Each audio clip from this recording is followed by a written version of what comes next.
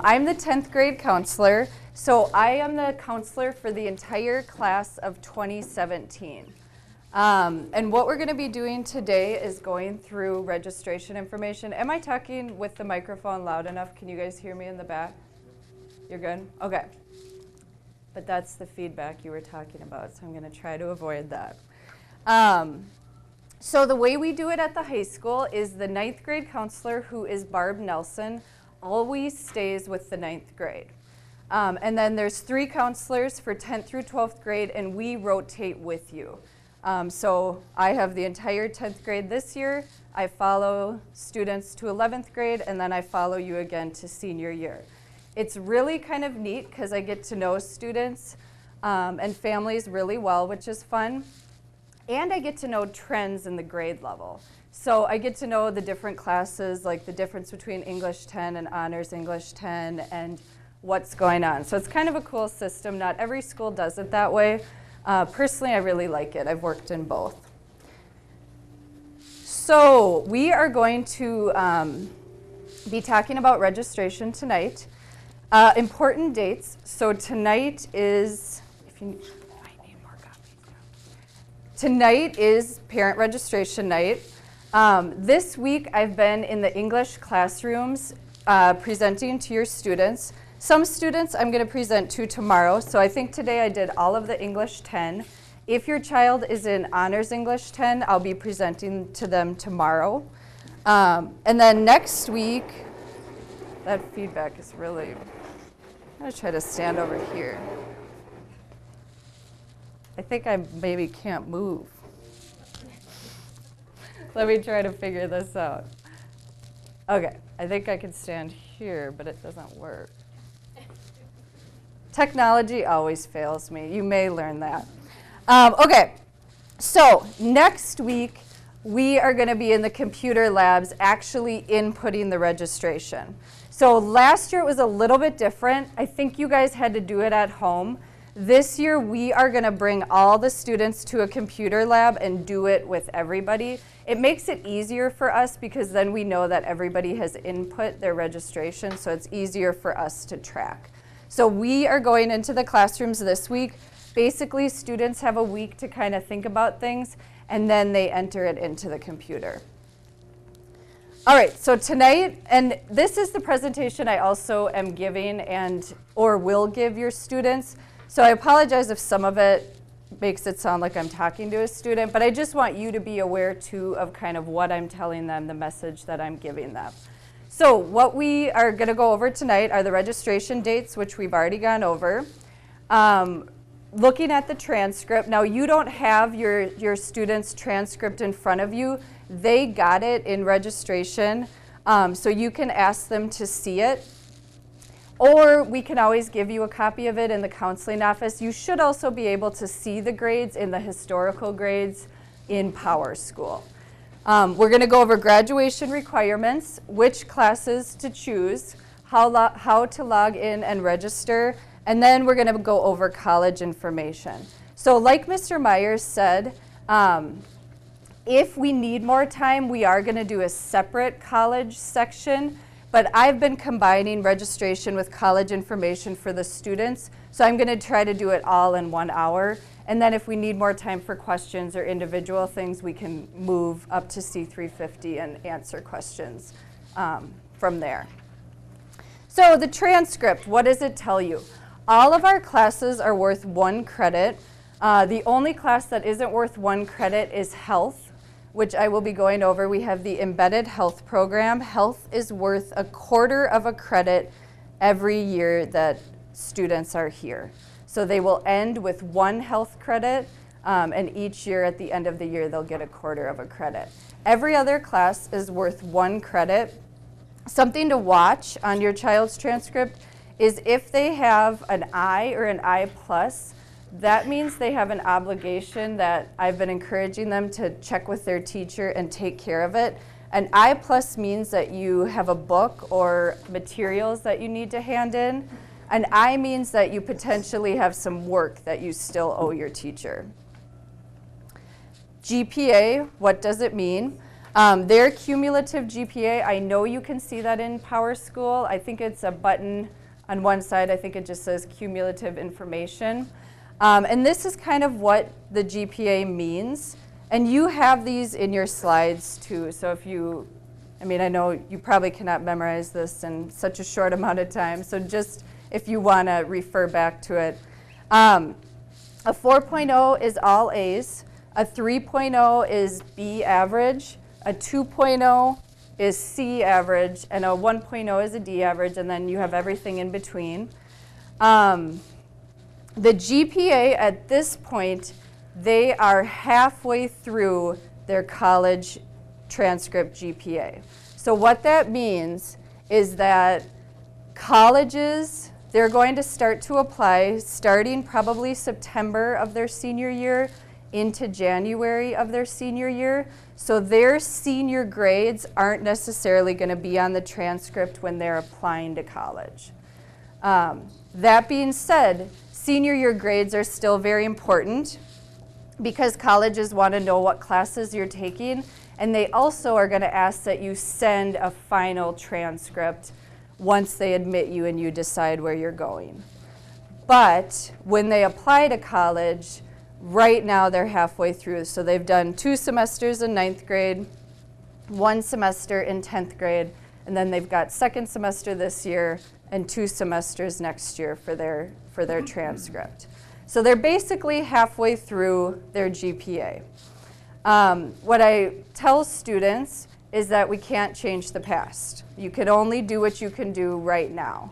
So I've really been encouraging them to focus on their current grades. Our semester just started, so they just are getting into their coursework. And it's a really good time where if, say, math didn't go so well first semester, it's a really good time to think about how it can go better second semester. And that leads me to the title of the slide, Trajectory, which upward movement. Colleges really like to see improvement. So they like to see that you're growing as a student and you're learning. So let's say a student doesn't have a great 9th grade year, but they have an awesome 10th grade year. Maybe they take an IB or an AP class, and then maybe junior year they continue to challenge themselves. Colleges really like to see that. And keep in mind, the reason colleges use the factors that they do for admitting students is they want to admit students that are college ready and that are going to bring things to their campus. So they don't expect you to be perfect, and they really like to see that you're human and you learn and you grow as a person. And so that's just something to keep in mind too. I know 9th grade is very different than 10th grade because in the 9th grade you're in the block system. You have to choose either all honors or regular classes. And then 10th through 12th grade, there's a lot more classes that you get to choose from. And it kind of, junior year and senior year, you have even more choices. So sometimes it's kind of figuring out as you go what works best and balancing which classes to take. I'm going to talk more about college admissions later, but GPA is one thing colleges look at, and I'll kind of go into that in our college portion at the end too.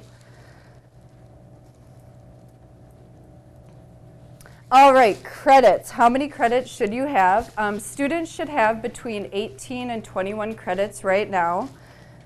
And then I will kind of tell you what that means in this slide. Graduation requirements. So, students need 46 credits to graduate from St. Louis Park High School. Within the 46 credits, there's certain categories that they need to, there's certain requirements that they need to hit. So for example, they need 8 credits of English. So that means that all 4 years that they're here, they're going to be taking an English class. Social studies is the same way. All 4 years that they're here, they're going to be taking a social studies class. Math, we require 3 years. Science, we require 3 years.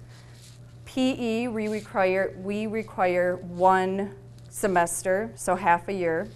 Health, 1 credit, and that's the embedded that I was talking about, and then art 1 year. And then the rest are going to be electives. The next slide, I'm going to kind of talk about colleges and what they want to see, but this is for our graduation requirements, which are very closely lined up with what colleges want to see. So students will take credits in specific areas, and then they'll also be taking electives. If they're in a world language or a music, that would just kind of go to the electives in terms of graduation requirements. Testing. The 10th graders are kind of between 2 testing, I want to say, generations, or 2 kind of testing requirements. So it used to be that students had to take and pass the MCA tests.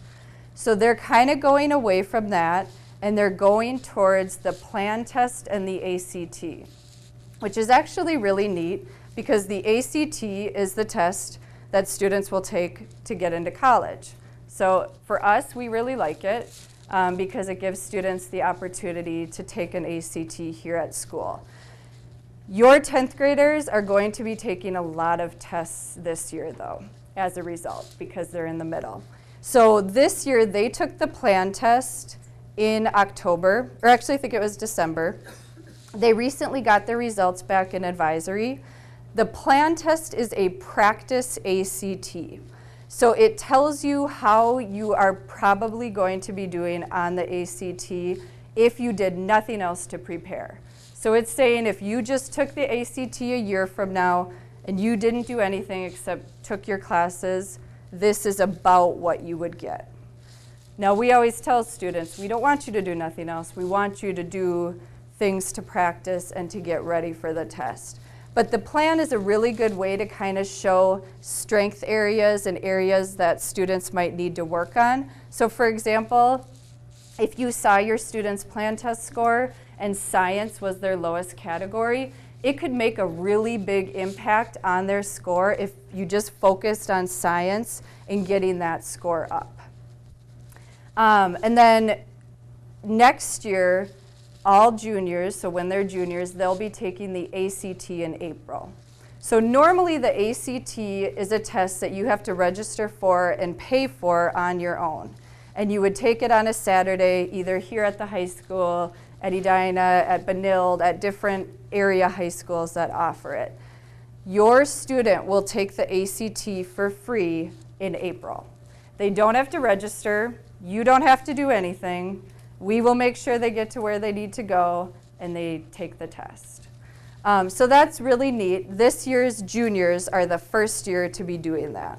And then the plan test we've been doing for years. So that's something we've been doing, but we have never given a school-wide ACT before. So it's a very cool opportunity. And then the other tests that they're going to be taking they are going to be taking the MCA reading. So they take that this year as a 10th grader. They are going to be taking the MCA math next year. This year, if they're in biology, they're going to be taking MCA science. If your student is in IB chemistry this year, they will take the science test next year when they take biology. And then the OLPA is another test that they should have just finished this week. So don't worry. You guys don't need to keep track of that. That's my job. We will make sure that they take the tests they need to take. And I'm going to talk a little bit more about the ACT versus SAT in the college portion. So, and you can ask questions at the end too. So what do colleges want? Like I said, our requirements are actually very well lined up with what colleges want. Colleges want 4 years of English. They want 4 years of social studies. They want 3 to 4 years of math and science. So even if colleges don't require a 4th year of math or science, this is still working, right? Even if colleges don't require a 4th year of math or science, we always highly advise it. And Ms. Cosgrove, who's the junior counselor who's going to be having seniors, is talking more about this tonight. I will talk more about it next year because as juniors, they will be taking math and science.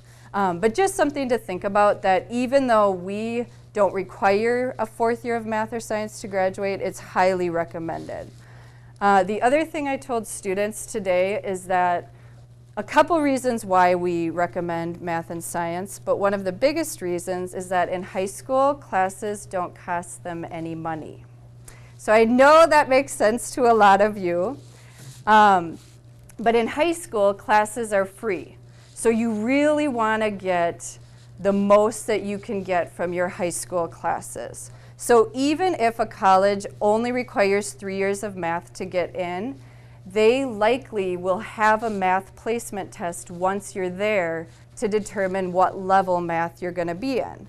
And if you can test out of, say, a basic level math and test into an upper level, you could end up saving, well, they could end up saving you, or however it's going to work for you, but you could end up saving money, or they could end up saving money. So that is the other reason why we highly, highly encourage the 4th year of those classes. Same with science. World languages work kind of the same way. So world languages, I get this question a lot. We don't require it to graduate with our diploma. So you don't have to do a world language to get our high school diploma. However, many colleges want to see 2 or 3 years of a world language. It used to be 2, but actually this year the University of Minnesota now wants 3. So that's why, and every college is going to be a little bit different. But languages are kind of the same, where some colleges have a requirement, a language requirement, but if you test out of it, then you don't have to take a language class there. And we have a lot of classes that offer college credit here, so that also is in a later slide that I'm going to be getting to. And then at the bottom it just says, challenge yourself in your strength area with an IB AP articulated class, and that's the college credit that I will be talking about in a couple minutes. So low on credits, just so you know your options. If your student ever doesn't pass one of their core classes, or if they are low on credits, if they're maybe not at the 18 to 21 mark right now, we have a couple different options for making up credits. Let's say a student doesn't pass English 10 semester 1, they can retake it next year, so they could retake it as a junior semester 1. We have summer school here at the high school. It's Monday through Thursday, and I believe it's 5 weeks long. And then we also have an independent study program called Plato that uses online curriculum. So Plato, you have to do 17 hours of seat time, which is after school, Monday through Thursday, and then you complete the class online. And you need to be 16 years old. So if your student ever finds himself in a position where they need to make up a credit, I highly recommend contacting me or have them contact me, and then we can talk about the best way to make that up. All right, so this is something that a lot of students don't realize. If you never take a study hall and you pass all of your classes, you end up with 56 credits. And you need 46 credits to graduate. So there's actually about a 10 credit leeway. So technically, a student could take a study hall every semester they're here. They could take 2 study halls their senior year and still graduate on time. Now, for every student, study halls are going to be different. And the reason I say that is because a lot of students ask me, what's better? Is it better to have an elective, or is it better to have a study hall? It really depends on the student. If a study hall is going to help your student get better grades, if with a study hall, instead of getting B's, they can get A's, I would say absolutely take a study hall. If you know that your student has sports from 4 p.m. to 9 p.m., but they still want to take an IB class or an AP class, but they don't have time to do homework, absolutely take a study hall and take that rigorous class. Okay? That being said, we have a lot of really amazing electives here. So if you find that your student is getting all their homework done, or if they don't have a lot of homework, if they have a lot of free time that you'd like to fill with academics, electives are a really good way to go.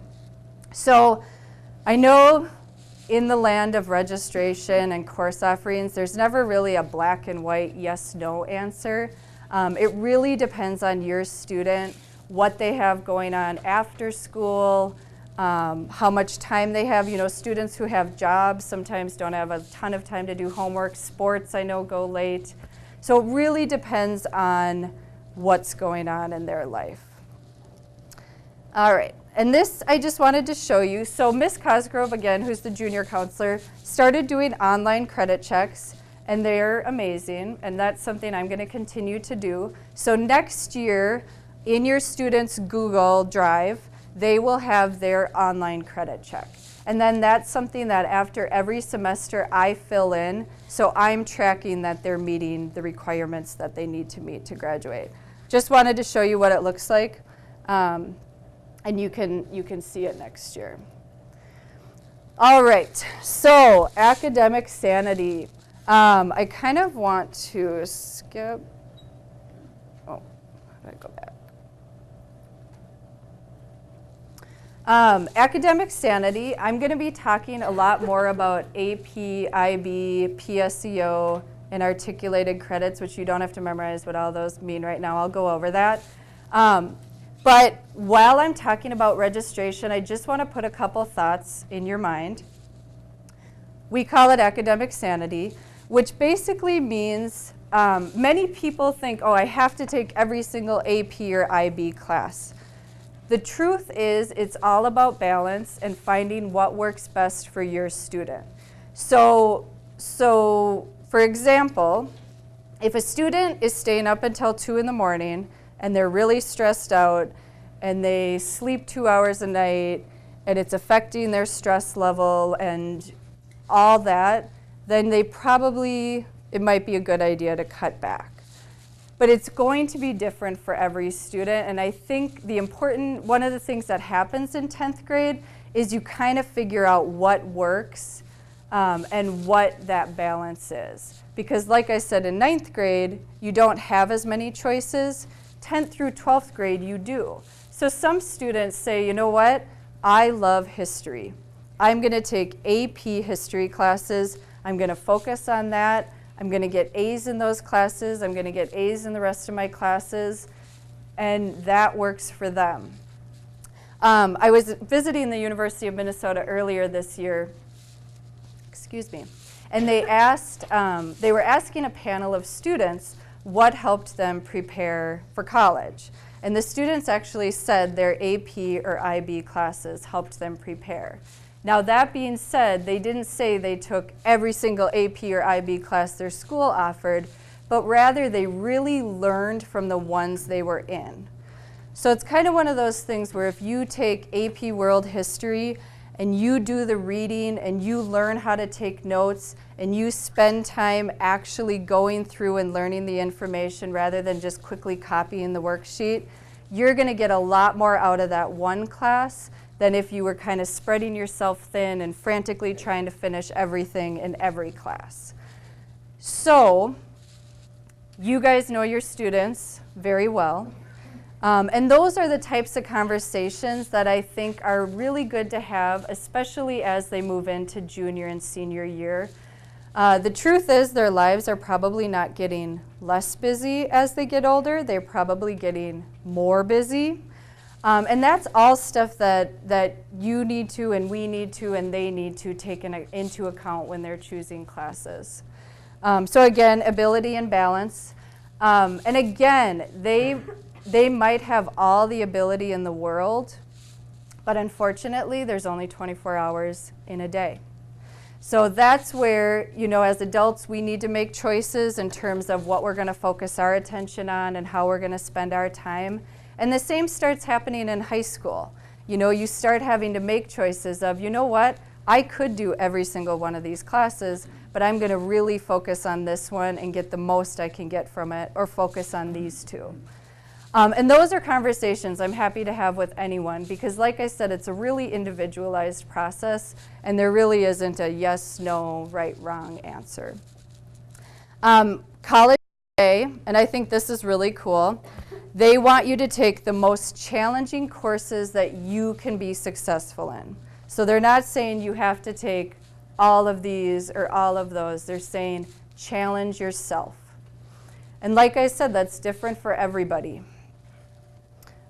And then this is just our little visual about balancing the puzzle. So pick classes that offer challenge and rigor while balancing health and wellness.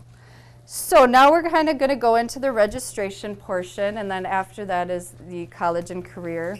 So the resources to select classes, the course book is online again. So if you go to the high school main webpage, it'll be right there on the front page. And that actually has all the registration worksheets. I believe the links to my presentation tonight will be on there as well. So the course book is online. Many students don't look at it, but it's really valuable, and I encourage everybody to take a look at it. Because a lot of people ask me too, what's the difference between IB English and regular English? Well, there's a paragraph course description in the course book that will tell you about the classes. So as a parent too, it's a really good thing to look at, because you can go kind of look at the classes and maybe make suggestions or talk to your student about their choices using the course book. So it's right on the main web page. If anyone has trouble finding it, feel free to send me an email and I can send you a copy of it. And then the other thing is, and this was on the previous slide, but the other way to pick classes are I encourage students to talk to their current teachers. So like if they don't know what math to take next year, they can ask their math teacher from this year or from last year or last semester, you know, what math class should I take? Some students choose to like double up in math. They take 2 math classes in 1 year if they want to get to a specific level. So anything like that, I would say the teacher is probably going to have the most information about your student. And then I am going to be doing drop-in appointments with students Thursday and Friday to answer those questions as well. And we are also going to be in the computer lab all next week. So there's lots of time to answer those questions. So the registration sheet, which is this blue worksheet, this is what they're using. This is what they do to pick classes. So this is kind of what they do to plan, and then they go to the computer lab and enter it into PowerSchool. So the front of this page are the required classes. So the categories that I was talking about earlier: language arts, social studies, math, and science. I'll give you kind of a brief or a quick rundown of the choices in the main categories. English, English 11 is our kind of general level English class. And there's 2 IB English classes for 11th graders. There's an IB English SL and there's an IB English HL. This year we have about, I think it's 100 students in the IB SL class. So it's a really good, if your student is currently in English 10 and wants to challenge themselves, it's a really good way to do so. The SL class kind of tends, I don't know the exact curriculum, and the course book would have more information, but the HL class does kind of more in-depth literature reviews. The SL does kind of more looking into how English is in our daily lives and in different kind of mediums. The next one is social studies.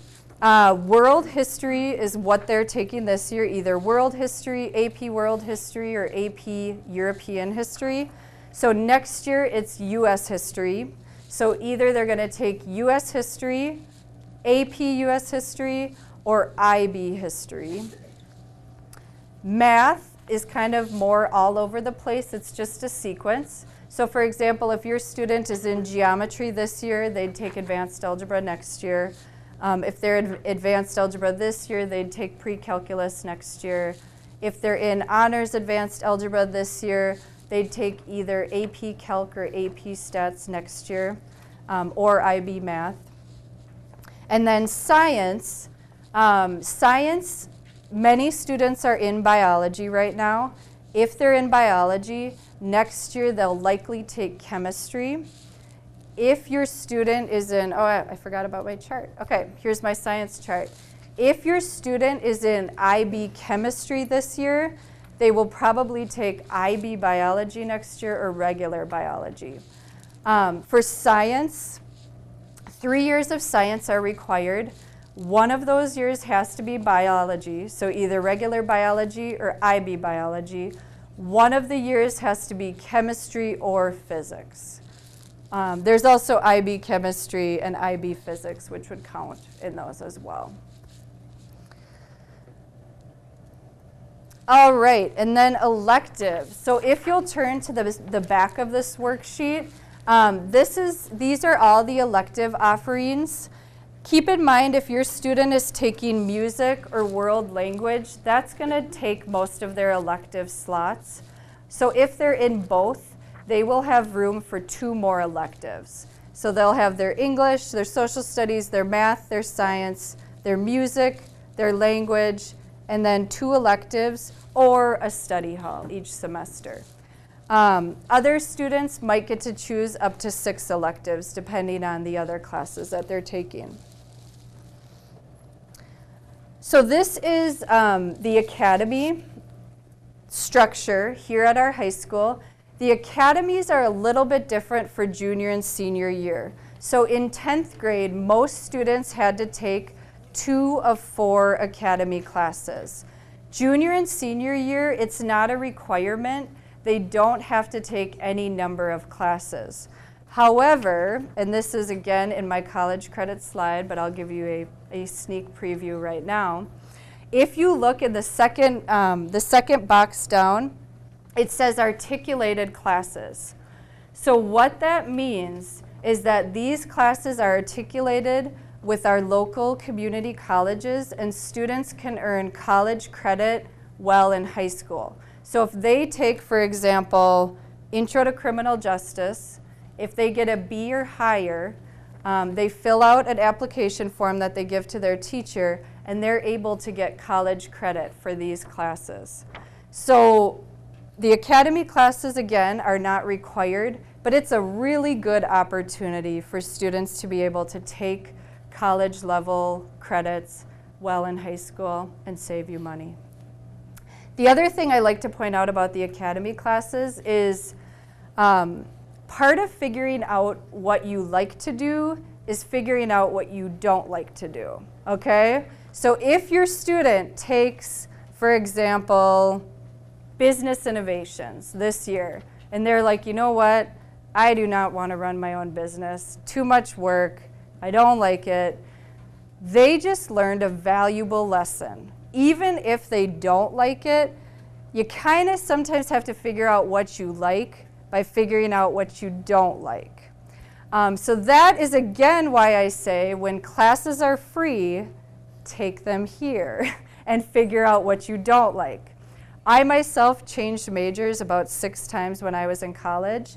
My parents were not too happy with that. They would have much preferred me to figure it out in the beginning.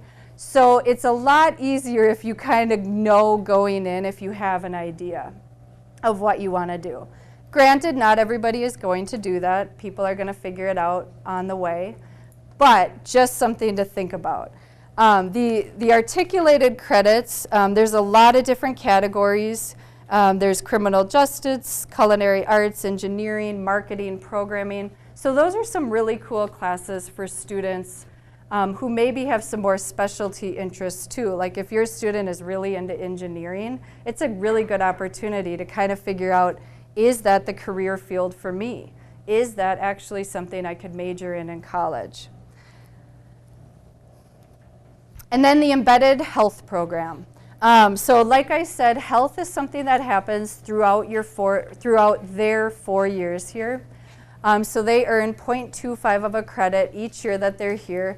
It's really neat because they're able to learn kind of grade appropriate lessons as they go. So instead of having health just once in 9th grade, 1 semester, they get it the whole time they're here. And now they do CPR in 12th grade. So they do a CPR certification course, which also is a really cool skill to have.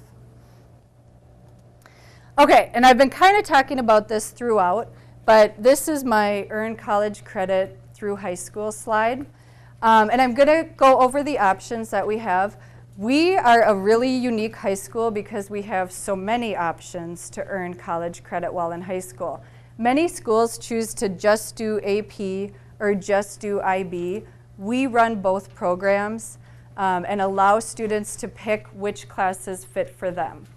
So AP, Advanced Placement, those are one-year courses. And what happens is your student, and I apologize, some of you already know this, but I'm going to go over it again because I know there's some people who maybe don't know this. So AP is you take a year-long course. So for example, AP World History. So you take AP World History. In May, you take a test. And if you get a 3 or higher or a 4 or higher, depending on which college you go to, you could get college credit. So some people end up going to college with a lot of college credit through just AP classes alone. IB is kind of the same thing, but a little bit different. So IB can be sometimes, generally IB, it'll be a 2-year course, and then they take the test after that second year. And the IB, the tests are in May as well. IB, the credits are a little bit different. I think some colleges will accept a 4 or higher, some will accept a 5 or higher. It kind of depends on the school.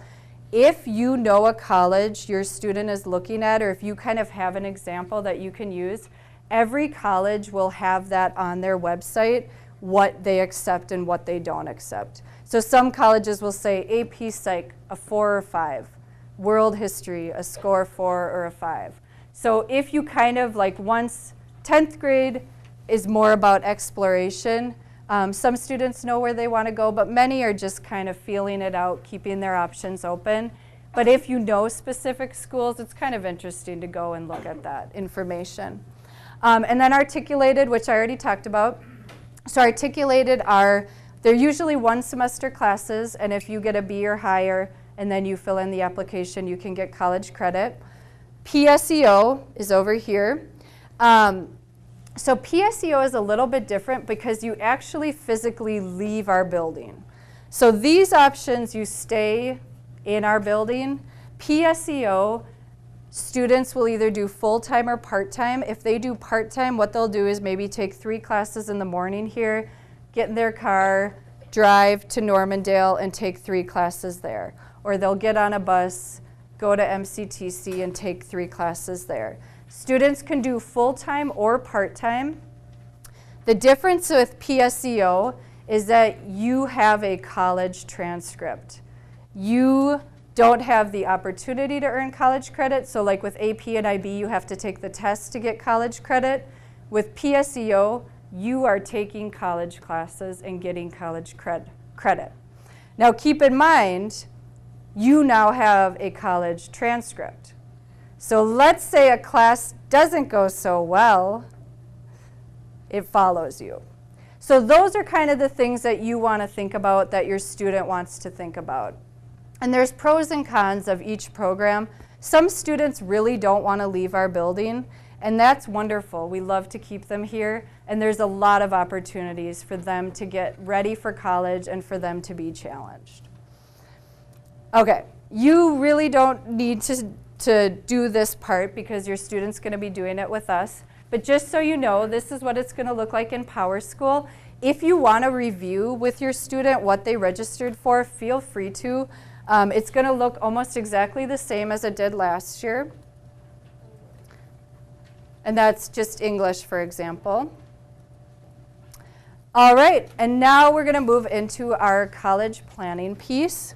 So I've been talking a lot about classes and credits and GPA. And these are kind of the 5 main things that colleges look for college admissions. Now that being said, every college is different. And I know that it would be nice if there was a black and white answer. It would make things a lot easier.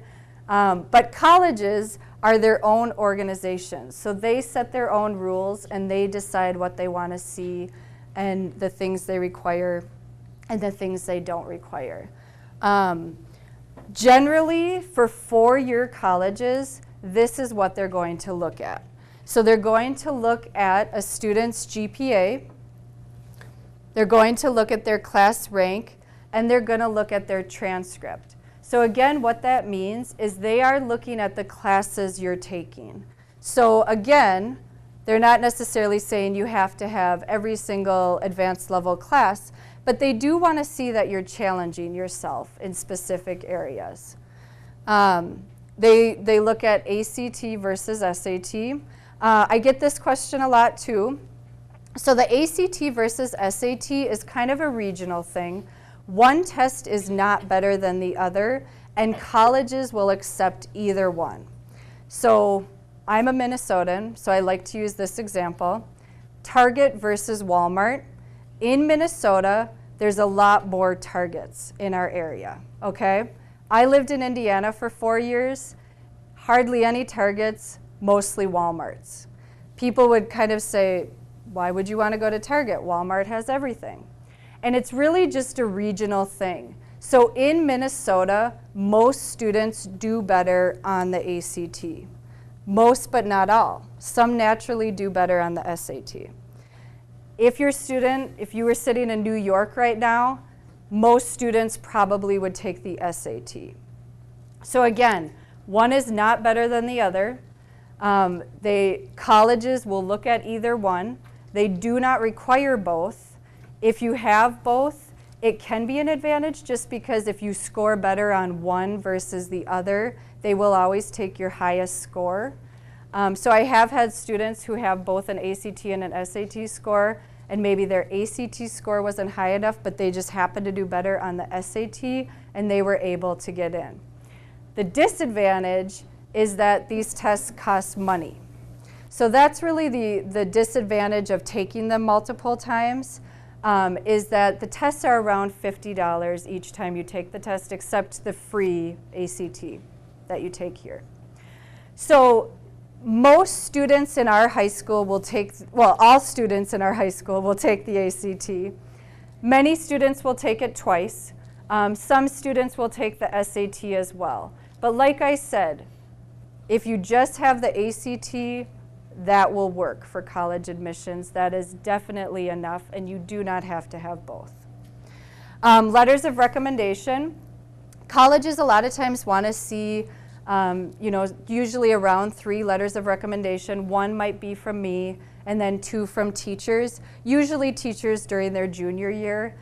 Usually their core classes are at least 1 core class, and then maybe if they're really into a certain elective, like if they're really into computers and they want to have that teacher write a recommendation, then they would have that teacher write the recommendation. A resume, so that kind of includes, extracurricular activities, organizations, volunteer. Some students help a lot with their families, but your resume is kind of your way to show what makes you tick, your passions. So again, you don't have to have a million different passions, but colleges really like to see kind of a few things that you're really into. So for example, I'm really into animals. I spend a lot of time outside of school helping dogs. That's my passion. So you don't have to have 20 different things that you do if you have one thing and you've been doing it and you're really passionate about it. That being said, some of your students may choose a lot of different things because they're trying to figure out what works for them, and that's okay too. So they may join 5 different clubs and end up only sticking with one. Or they may be in 3 sports their 9th grade year, senior year, they're really only focusing on one. And then admissions essays. The essay is actually one of my favorite parts because when colleges are looking at your application, they're looking at a piece of paper, okay? Which is unfortunate because they don't necessarily get to meet your student. So they don't get to sit across from them, hear what makes them tick, hear all the wonderful things about them. So the essay is a really good way for students to be able to show that. Many students sometimes just focus on one thing in their essay. Some students, it's kind of an overall experience. Again, that's something that I'll talk about next year as well as we get closer to the application season. The University of Minnesota, so a lot of people think, colleges only look at numbers. The University of Minnesota, which I believe gets over 20,000 applications, they have 2 readers on each of the applications. So every student is read by 2 people, and they read everything. So really, it's not a cut and dry formula. Sometimes it can be, but there can be cutoffs, like this is auto admit, but they do have that area where, you know, if you have a special skill, if your essay is amazing, those kind of things can get you into that college that you want to get into. Work experience. Some of your students might be starting to get jobs and getting work experience. If they haven't gotten a job yet, the summer can be a really good time to get a job.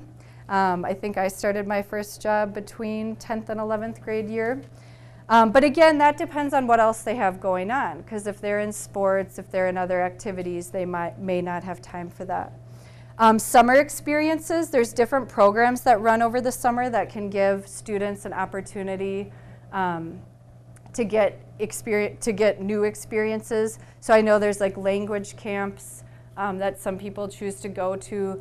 There's other types of camps. There's religious camps, excellent essays, and then internships and programs. And the reason I say that is because a lot of people don't think about this. But the more we can get students looking at what happens in the outside world, the better. So for example, if you could bring your student to your job, or if you have a family member that has a job and they're able to shadow you and see what it's like to be a banker or see what it's like to be a lawyer, those can be really cool experiences. Because when they're in high school, they're in our building for 8 hours a day. And you sometimes forget what the real world is like. So it's really cool if they can get those experiences, those real world experiences. And an internship, I mean, it doesn't have to be a whole year. It certainly can be. But it could also be kind of a job shadow, a short-term experience. All right, and again, this is kind of what else can you do. The biggest thing about 10th grade is keeping your options open, okay? So to me, that means students doing the best they can do in their classes, learning from their classes. Learning, we talk about this a lot, isn't just cramming for the test, and I know you as parents realize this. Sometimes students don't realize this, so it's a lesson we try to teach as they go. But learning doesn't mean necessarily cramming for the test, getting an A on the test, and then forgetting everything. Learning is putting it in your long-term memory and actually retaining that information. So instead of cramming, if you study 5 minutes a day, it's being stored in a different part of your brain, and you're probably going to remember it later. So other things that you can do besides that, read college profiles. Excuse me. Many of you are probably on the internet during the day, and colleges have amazing websites. When I was looking at college, I had to use a book, a big old book, and it was kind of hard to look through. Colleges now have all their information on their website, and they have virtual tours. You can see their college campus. You can watch videos of their students. It's really cool. And even if it's a school that your child might not go to, it kind of gives you an idea of the differences. So like if you were to look at Gustavus versus the University of Minnesota, you would see the difference between a small private school in a small town versus a large public school in the middle of a city. So it's kind of those things where you can kind of, again, rule out what you don't like to kind of figure out what you do like. And the internet, I mean, if you just look at one college a day or one college a week, it can make it seem a little less overwhelming because there's so many colleges out there. College visits. We have college reps who come here at St. Louis Park High School, and a lot of times juniors go to those college visits, but 10th graders are welcome to go.